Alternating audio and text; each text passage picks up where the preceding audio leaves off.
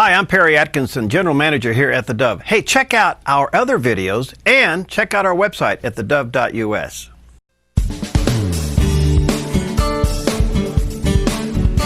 Welcome back. I am delighted to have with us today. In fact, it's been too long since we've had him on the air, but always a delight when we do, and that's Dan Wooding. He heads up Assist News, and it's a news service. I tell you what, his passion is to get the word out about the persecuted church, the underground church, and assistnews.net is a website. And when you go there, not only is it a tremendous resource, and they've redone the website, but to sign up for his emails, you're going to get emails constantly throughout the day and throughout the week, giving you reports of the persecuted church and great news stories from around the world. But Dan himself is an interesting guy, and today we're Skyping him in. And hey, brother, good to see you. How are you? And you, my friend. Yes, I'm so excited. I've taken a pill. I may have to take another one, though. I always get excited talking to you, my friend. Good to see you. Yeah, good to see you. I look forward. Are you going to be at the NRB?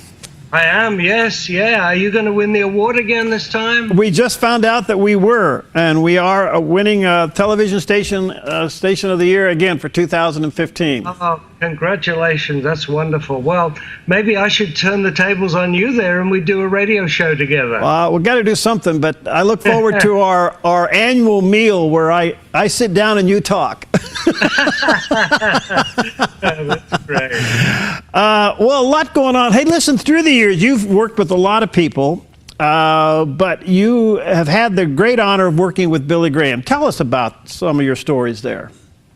Yeah, well, to start with, I'd always wanted to be a journalist, Perry, and for many years, I sort of messed around with a bit of writing and that, and eventually Billy Graham moved over to London for a little while and bought a newspaper called The Christian. And it was the oldest evangelical paper in the world at the time. And he modernized it and then started hiring staff. And I bombarded the paper with requests to come and join the staff. And whether they made a mistake or not, I don't know, but they called me and made me the chief reporter. In fact, I was the only reporter, but it looked really good on my business card. and so my wife, Norma, and myself, and our two boys, Andrew and Peter, we moved to London, and I went to the office, and on the very first day at the office, the editor calls me in. His name was J.D. Douglas, who edited the New Bible Dictionary. And he had a speech impediment. He was Scottish. And of course, all Scottish people have speech impediments, but he had a particularly bad one. And so he had to type it out. He had a typewriter, if anyone can remember the typewriter. And it just said, Dan, please go to St. Paul's Cathedral immediately to interview Coretta Scott King. She was going to be speaking there at a memorial service for a late husband who'd been murdered, and he told me where to meet her, and I turned up. Never done a interview full-time with a newspaper, and turn up there, and I'm ushered into a room, and there's the lady with her kids running around, and I had an amazing first interview with this lady, and I asked her, was she afraid that she might be killed like her husband? And because she said no, she said, I believe God's called me to follow in his footsteps. And she looked around at the kids and she said, they're with me also. So that was an interesting start. And eventually, after a year, sadly, the paper got shut down. It wasn't doing too well financially. And I moved into the rather wicked world of secular journalism. And then to jump forward, I backslid very badly and eventually came back to the Lord and began working with a man called Brother Andrew, God's smuggler, as his writer, and did quite a bit of stuff with him. And then we moved to the US to be the media director for Andrew's ministry here, Open Doors USA. And for several years I did that. And then I left, and the day I left, I was given a bit of a downer by someone on the staff who said, Dan, we're glad you're going because you can't write anyway. And, like some people, we accept negative stuff, don't we? So for a couple of years, I started Assist, but I did no journalism. And then out of the blue, Billy Graham's press officer, Larry Ross, phoned me, said that Mr. Graham was going to do a crusade in Moscow. This was about 1992, and it was the first time he was ever allowed to openly preach the gospel and have an altar call. And he said, we'd like you to come over and help with the writing, and we need someone to tabloidize his media. Because, you know, the media was all fill in the blanks and news releases at the time. Mm-hmm. And so I said to my wife, you know, I don't know what to do. I've been told I can't write, and yet Billy Graham wants me to come over and help. And she said, well, it's a good job Billy doesn't realize you can't write. And within days, I'm in Moscow. I'm every day for 3 weeks meeting with Mr. Graham, writing the different stories. And it was one of the most exciting moments of my life, as you could imagine. Besides talking with you, Perry, it was absolutely amazing. And eventually, he invited me to work with him in Germany and Puerto Rico. I wrote the cover story for the Saturday Evening Post about him. I helped to relaunch Plain Truth magazine with an interview with him, and the article was called Just As I Am. And, you know, that was a cult magazine at one time, and then the Plain Truth people had become evangelical. And so I've had a wonderful time with Mr. Graham, and, you know, he's just an amazing man. And, of course, we've just tied in with the Louis Zamborini situation. I went and interviewed Louis a couple of years ago in his Hollywood Hills home, and of course the movie and the book Unbroken have been big hits. And it was through Billy that Louis Zamborini found the Lord in 1949 at his LA crusade, and he became very close with Mr. Graham. And I could imagine having a meeting with Billy Graham and Louis Zamborini. That would be so interesting. Whoa, I would imagine.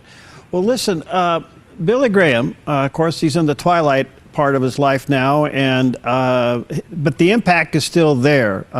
His ministry continues to impact people around the world. Now, you report on ministries all over the world. Have you ever seen anything as impacting as the Billy Graham Crusades? No, they're quite amazing because, you know, Franklin basically has taken over, but also Franklin's son, Will, who was actually apparently in the Rose Parade here, where he was honoring Louis Zamborini, or the late Louis Zamborini. They have used modern technology. They've always used a lot of modern technology, but they use the internet. They have a site called peacewithgod.net. They have My Hope, you know, the videos that they run, and millions are coming to the Lord. They just released a little documentary on Louis Zamborini to show the Christian side of his story as opposed to the Angelina Jolie version of it. So I am just thrilled that even though Mr. Graham now is not in very good health, and even though he's in the twilight of his own, his ministry continues, and is seeing in some ways maybe millions coming to the Lord, and it's as effective today as it ever was when he was out on the road. Wow. Before I take a break, let's talk about your book, Mary, real quick, and the story from Bethlehem to Calvary. It's obvious, but why'd you take this on? Well, I got a phone call from a friend. You know, I've written 45 books now, and I've written very little fiction. And I had a friend call me one day, and he said, Dan, I've never seen a book about the life of Jesus through the eyes of Mary. Why don't you become Mary and write her story? So I did. I used to be a ghostwriter in London for various celebrities, and so for 3 months, Perry, I would read the scriptures. I've based the book on 365 scriptures from the Bible, and I would imagine what it was like to be the mother of Jesus and tell the amazing story, as you mentioned, from Bethlehem to Calvary. It was a very moving experience, and we've got a website if people are interested, which is marythebook.com. No www, marythebook.com. You can see the cover there, which is beautiful. Read some of the one of the sample chapters and see some of the endorsements. All right, marythebook.com. Let me encourage you to check it out. Go to marythebook.com. Let me take a break here. Dan, when you come back, I want you to talk about Assist News and some of the stories. It's remarkable. I don't know. You must have reporters all over the world, but I think I get, 4 or 5, maybe 6 emails a day from you? Yeah. Good ones, too, I might add. Let me take a quick break. We'll be back with Dan Wooding in just a moment.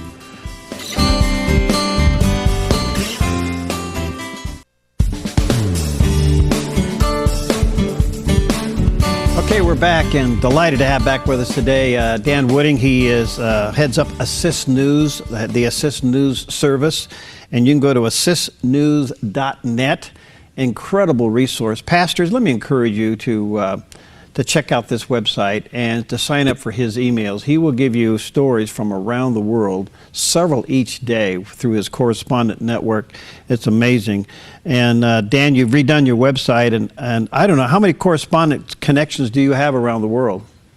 Well, we have about 20. Not all of them are regulars, but many of them live in restricted countries like Pakistan. Egypt, to an extent, is restricted. We have people, I've even worked with people in Gaza and, of course, Israel, Bethlehem. And I was recently actually in Indonesia, and we've just run a story that I thought maybe your viewers and listeners would be interested in. It was about a church in Indonesia that lost 41 members in the Air Asia tragedy. It was a church called the Marwan Sharon Church. They lost 41 members in the crash, and they've just had a service gathered in a large room at the Surabaya airport, where the pastor Philip Montofa, he urged the group to trust in God and hold tightly to their faith, despite the senselessness of the accident and the agony that they're enduring. He said, some things do not make sense to us, but God is bigger than this. Our God is not evil. Help us, God, to move forward, even though we are surrounded by darkness. So you could imagine, that's a story you're not going to read in the secular media, but one church losing 41 members in the tragedy. Wow. What went on in Laos for Christmas? I guess no Christmas. No, well, the situation in Laos is very, very bad. It's still a communist country, and they've basically banned Christmas, particularly for the Hmong people. The Hmong are an ethnic group there that the government hates.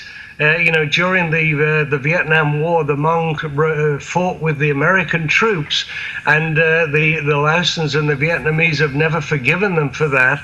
But they have many, many Christians, and they've been told they couldn't celebrate Christmas, and so they've had to do it in secret.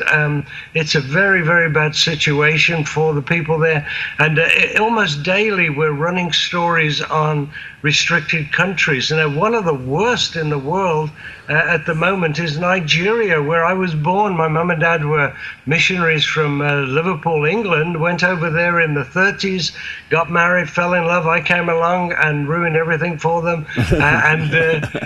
We moved to England in 42.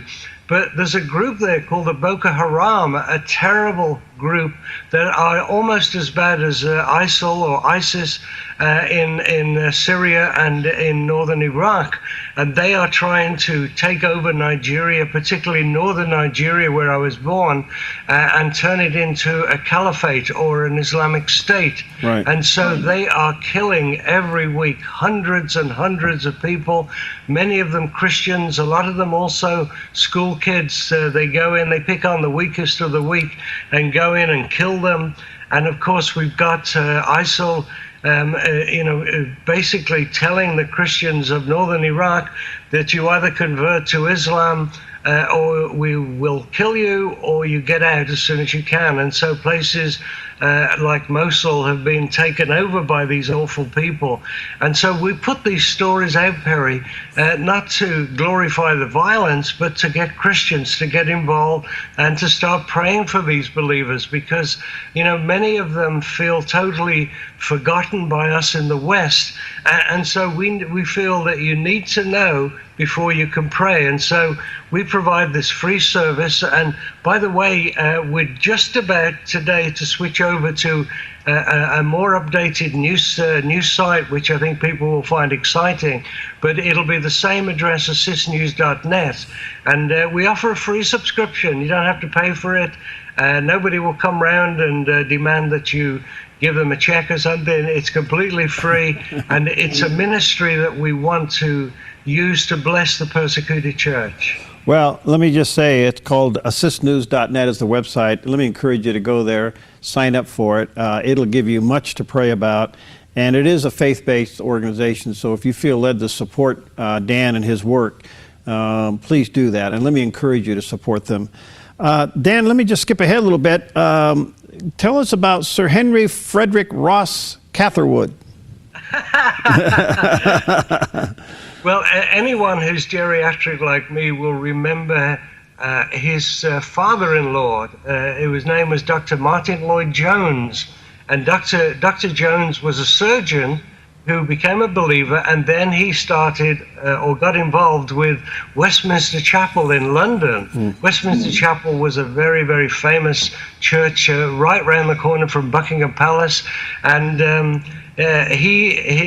Dr. Sir Frederick Catherwood, you've given him his full name, but he was known mainly as Sir Fred Catherwood.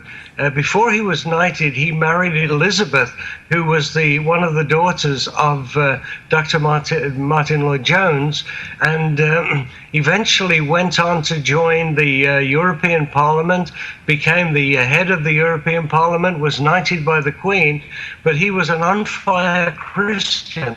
And he eventually gave up his seat in the European Parliament to be the president and the chairman of the Evangelical Alliance of Great Britain, and also he helped to start a ministry to students in different colleges. And he was a very interesting guy. I knew his son, Christopher, very well. Christopher's just written a book about Winston Churchill, of all things.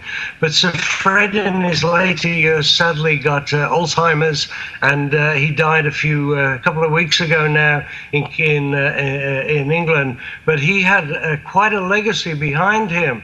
And I once met Dr. Jones. I lived in Ealing in West London, and went and met this rather interesting guy. He'd resigned by then and was retired and just really enjoying his life. But we try and bring all sorts of different types of stories to people, to bless them, to encourage them, but mainly so they'll pray about them. Dan, we're not only seeing an increase of evangelism around the world, and it seems that we are reaching more, the technology is there, the gospel is going out, but we're also seeing an increase in persecution. Can you comment on that? Yes, I used to work for many years with Brother Andrew, God's smuggler, and suddenly he switched the vision of the ministry from the communist world to the Islamic world. And he said God had showed him that that's where the persecution was coming from. And he was absolutely right. And, when communism collapsed in the Soviet Union and in most of Eastern Europe, and, it seemed like, well, we can breathe again. But now the rise of fundamentalist Islam has been even more worse in many ways than communism. We've still got North Korea, which is a nutty place, and I've been there, but the situation is getting worse and worse because of the fanaticism of ISIL and Boko Haram, and there are other different groups, Al-Qaeda as well. We thought once we'd killed Osama bin Laden, it would all quieten down. It certainly hasn't, but it's just groups even worse than Al-Qaeda seem to be coming along, and they're all trying to outdo each other with their violence against believers. Can you comment on the current relationship between the United States and Israel?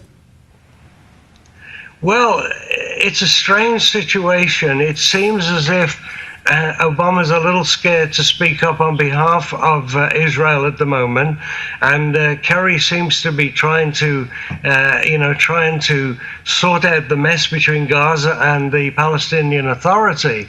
I think we should be 100% behind Israel, but we should also be 100% behind the Palestinian believers that are sort of caught in the crossfire, Perry. You know, they're hated by Israel in many ways because they assume all the Palestinians are terrorists, and they're hated by their Muslims, and they're getting driven out. So certainly we should support Israel, but also the Palestinian believers, not the Palestinian state or the Hamas people, but the believers there. And is that growing? Oh, it's getting terrible. I mean, the situation, so many have now left the West Bank. You know, I was in Bethlehem a few years ago with my wife, and we'd gone there to visit the Bethlehem Bible College, and we got caught up with 5 Islamic State gunmen that were going to murder us because they thought we were settlers coming in to have a fight with them. And this is my wife's first ever trip to the Middle East, and it looks like we're going to be shot there in the street by the church, Manger Square there, and the church. And amazingly, God intervened. They didn't kill us, but it was a real frightening experience of what it's like to be a believer there, even in Bethlehem. Wow. Well, Dan, with the few moments we have left, what would be your message to the American church for 2015, given what all that you cover through Assist News? Well, I would like to just say that you're part of the largest family in the world, and the family isn't all American, it isn't all white, it speaks many, many different languages, you know, you can't be a racist if you're a Christian, because they're from every tribe and every nation. When we get to heaven, we're going to be surprised the races, making the racial mixture there. But I think it's time for us to realize that much of the church around the world needs our help, needs our prayers, needs our support. And so I would say expand your vision from your little church that you go to, which is great, but expand your vision to the worldwide church and become, instead of just an American Christian, become a world Christian. Wow, well said. All right, Assist News, you're launching a new site today. Yes, we hope so. but if they just go there now, they'll see the old site with a lot of great stories there. All right, and they can sign up for the e-blast, and you have what, I don't know, how many you do a day? Yeah, we do 5, 6, 7 sometimes. There's a place on both of the websites where they can sign up. Okay. And again, your book, Mary, you can go marythebook.com, is that right? Yeah, just go there and you can actually buy the book there, but you can read some of the endorsements. We even got Roma Downey to endorse it, who, as you know, played Mary in Son of God and was in Touched by an Angel for years. Pat Boone and a various group of people have got behind it. And, you know, in some ways it's rather bizarre that a former tabloid journalist would become Mary, the mother of Jesus. I need to read it just to see where your head is at. Well, Dan, always a blessing and an inspiration to have you, my friend. Look forward to seeing you in a couple of weeks at the NRB, and I'll pay you pray. How's that? That's great. Yeah. Thank you, Perry. God bless everyone out there. All right, God bless you. Say hi to Norma for us. I will. Thank you. Okay. We'll see you next time on Focus Today.